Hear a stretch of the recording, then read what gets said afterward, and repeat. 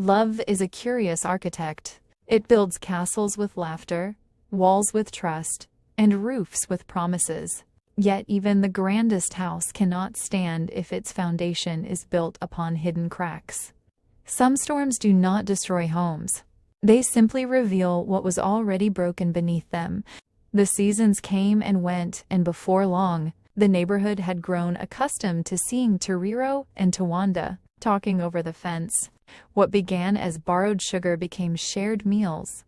What began as friendly greetings became long evening conversations. And what began as laughter slowly became love. They spoke of home, of Zimbabwe's golden sunsets, of roasted maize around the fire, of rainy seasons that smelled of fresh earth, of mothers who sang while cooking, of dreams bigger than the villages that had raised them. Sometimes they laughed until the stars appeared. Sometimes they sat in silence, discovering that even silence becomes a language when two hearts understand each other. One Sunday afternoon after church, Tawanda cleared his throat nervously. Tariro. Yes? If life gave us one garden, she smiled. You and your gardens, Tawanda laughed. If life gave us one garden, would you plant it with me? She stared at him for a moment before bursting into laughter. Is that your way of proposing? He scratched his head and said, I had practiced this speech for 3 weeks, and that's what you came up with? Tariro asked. I was hoping the flowers would help, replied Tawanda. Tariro laughed so hard she couldn't help it. You poor man. So, is that a yes? Asked Tawanda. She looked into his eyes. I'll plant every season with you, Tariro said with a smile. Their wedding was small, simple, beautiful. There were no expensive decorations, no grand reception, only a handful of friends, fellow migrants, neighbors, and church members. Someone played an old Zimbabwean love song on a small speaker. The women alliated, the men danced.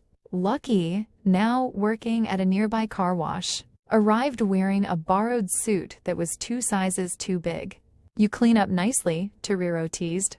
I always looked like this, he replied proudly. Mrs. Kumalo wiped tears from her eyes. Today, she whispered to herself, God has answered one more prayer. Months later, another prayer was answered. A baby girl was born. Tiny fingers, tiny feet. A cry so small, yet powerful enough to melt every heart in the room. They named her Rumbedzai because, Tariro said, kissing her forehead, there is always something to praise God for. Holding her daughter for the first time, Tariro thought of her own mother. She wished she could ask her how to calm a crying baby, how to braid little hair, how to soothe fevers in the middle of the night. Instead, she whispered into the child's ear, I never had my mother long enough to remember her love. But you, she smiled through tears, you will never doubt mine. Life blossomed. Tariro worked harder than ever. The employers admired her honesty and dedication. One evening, Mrs. Daniels called her into the sitting room. Tariro. Yes, ma'am? We've recommended you for a supervisory position at one of our company's guest lodges. Tariro blinked. I don't understand. It pays almost 3 times your current salary, Mrs. Daniels said. The room spun. 3 times. 3 times the money meant a brick house for Gogo, school fees paid in advance, a small grocery shop back home, perhaps even cattle. Perhaps, one day, she would finally return home for good. She rushed outside and fell to her knees beneath the evening sky and prayed. Lord, you remembered me. That night she and Tawanda sat beneath the stars. We'll build a house in Zimbabwe, she said excitedly. A big one? Tawanda asked. She smiled. A home? With mango trees, and chickens, and goats, and a borehole, and a library, she added. He laughed. A library? So no child in our village grows up believing dreams only live in cities. He looked away for a brief moment. His smile faded, only for a second. Then it returned. There were moments, small moments, That quietly knocked on the door of suspicion. Whenever Tariro asked about Tawanda's family, his answers were always brief. My parents are fine. My relatives are scattered. There's nothing much to tell. Nothing more. Whenever his phone rang late at night, he would step outside. If she walked towards him, he ended the call quickly. It's just someone from home, he would say. She believed him. Love often teaches the heart to overlook what the eyes have already seen. One afternoon, while folding his work clothes, Tariro discovered an old photograph tucked inside the pocket of one of his jackets. The edges were worn with age. There stood a younger Tawanda beside an elderly woman and 3 smiling children. 2 boys. 1 little girl. No explanation. She smiled to herself. Your nieces and nephews are adorable. Tawanda froze. For the briefest moment, the color drained from his face. Then he forced a laugh. My aunt's grandchildren, Tawanda replied. Oh. She handed him the picture. You never told me you were close to them. I haven't seen them in years. Tawanda hesitated. He quickly slipped the photograph back into his pocket. The conversation ended there. But somewhere deep inside his heart, an old wound had begun to bleed again. Far away in Zimbabwe, another story was unfolding. The money still came, but life was changing. Tino was no longer the cheerful little boy who danced around the cooking fire. He had grown into a restless teenager. His friends had changed. Books slowly disappeared from beneath his arm. He spent more evenings away from home. Grandmother noticed. My child. She called after him one evening.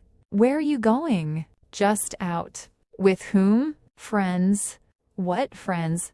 The kind you wouldn't understand. He walked away before she could answer. The old woman sighed. She looked at the money Tariro had sent. It bought food. It bought uniforms. It bought medicine. But there were things even money could not buy. Presents. Guidance. A mother's embrace. A sister's watchful eye. Little Rudo had grown into a beautiful young girl. Bright. Kind. Intelligent. Every morning she walked several kilometers to school carrying her books close to her chest. Yet there were eyes that followed her. Eyes far older than hers. Among them were those of headman Mavhunga, a respected elder in the village whose wealth commanded fear more than admiration. Whenever Rudo passed, his gaze lingered too long. The village women noticed. They exchanged worried glances but lowered their voices. Power often silences truth. One afternoon, as Rudo fetched water from the borehole, the headman approached with a smile that unsettled her.